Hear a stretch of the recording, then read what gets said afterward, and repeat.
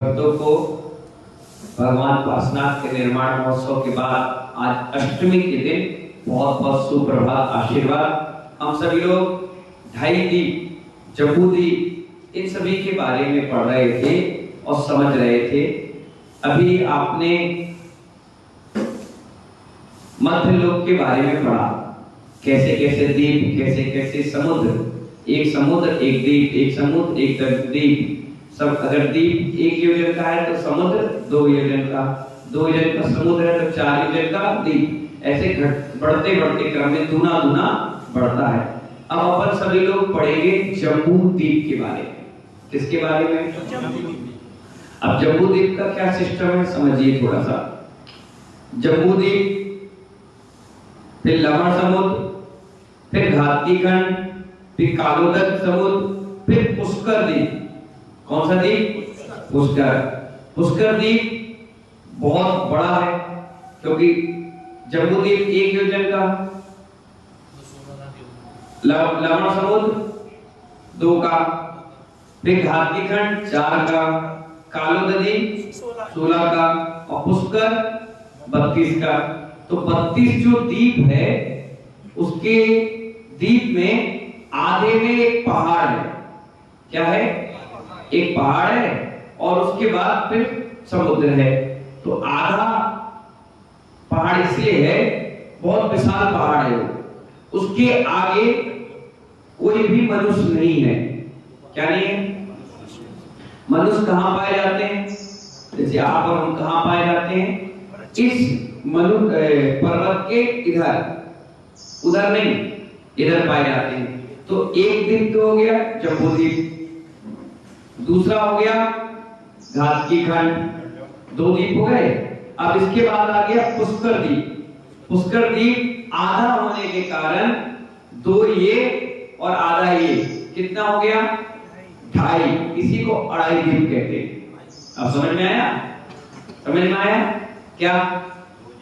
पहले 2 द्वीप हो गए, अब ये आधा होने के कारण इसको क्या कहते हैं? अढ़ाई द्वीप। इसलिए कहते हैं मनुष्य लोग कहां रहते हैं? अढ़ाई द्वीप में। इसी एरिया में सारे मनुष्य पाए जाते हैं। उसके बाद विद्याधर होंगे, त्रियंश होंगे, लेकिन मनुष्य नहीं होंगे, है ना? उसके आगे व्यवस्थाएं नहीं है। ये इसे मानुस्तर पर्वत भी कहते हैं। मानुस्तर पर्वत इसलिए कहते हैं कि बस अब इसके बाद मनुष्य उस उत्तर में नहीं है, बस यहीं तक है। ठीक है ना? क्योंकि मनुष्य उतने ही क्षेत्र में पाए जाते हैं। पुष्कर द्वीप के मध्य भाग में वलय के आकार का मानुस्तर पर्वत है। वलय यानी गोल, चारों तरफ ऐसे। ठीक है ना?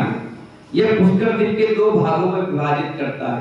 जैसे आप राजस्थान जाओगे, बंसी पहाड़ पुर एक पत्थर पड़ता है, लाल पत्थर बीच में, उसके उधर नगर है, उसके इधर शहर है, तो बीच में आता है, उसके उधर नहीं। इसी प्रकार से रहता है ना। मनुष्य इस पर्वत को पार नहीं कर सकते। कितने बड़ा कोई व्यक्ति आ जाए, इस पर्वत को पार नहीं करता, इसके इधर ही रहते हैं सब। इसलिए इसे मानुषोत्तर पर्वत कहते हैं। मानुषोत्तर, है ना? इसी कारण इसको 2.5 द्वीप भी कहते हैं। क्या कहते हैं? 2 समुद्र तक के क्षेत्र को मनुष्य लोग कहते हैं। 2 समुद्र आ गए और 2.5 द्वीप आ गए, कुल मिलाकर 2 क्षेत्र, 2.5 क्षेत्र और 2 समुद्र, इसको अढ़ाई द्वीप कहते हैं, है ना? मनुष्य लोग का विस्तार 45 लाख योजन का है।